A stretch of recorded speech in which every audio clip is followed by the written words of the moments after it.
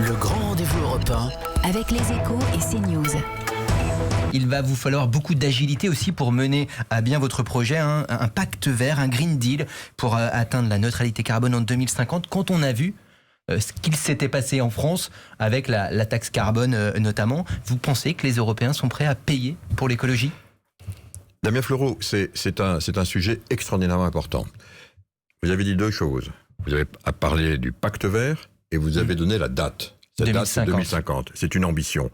C'est donc après-demain. Et pourquoi nous avons donné une date qui est quand même à la fois proche mais aussi éloignée ?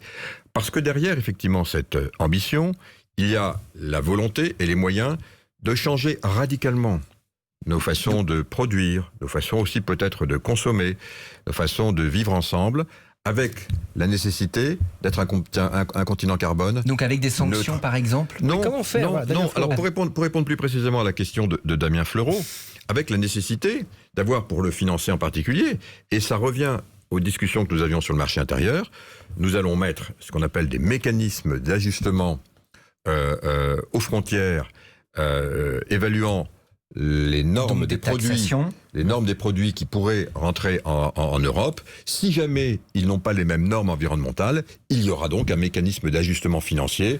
Vous appelez ça basiquement une taxation, c'est un peu plus sophistiqué, mais ça revient à ça, de façon, encore une fois, à protéger les entreprises et les industries européennes et à leur donner le temps de se transformer. Pourquoi 2050 ? 2050, c'est entre maintenant, on est en 2020, on a une commission qui va se dérouler sur les 5 ans qui viennent, on met tout ça en place sur les 5 ans qui viennent, donc non, il n'y aura pas de taxes immédiates, d'impôts immédiats, tel que vous y faisiez référence, Damien Fleureau. On se donne les moyens de tout transformer et on a ensuite une génération pour transformer la filière en mettant les moyens financiers qui vont bien.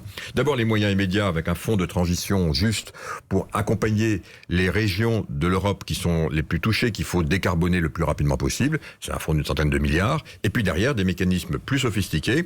Et là, vous avez raison, les montants sont importants. Je l'ai dit à nos auditeurs ce matin, c'est pour les 10 prochaines années. Investissement public-privé. Il y a aussi beaucoup d'investissements privés qui vont être refaits, notamment pour moderniser ces filières. C'est 10 000 milliards. Le grand rendez-vous européen avec les Échos et CNews.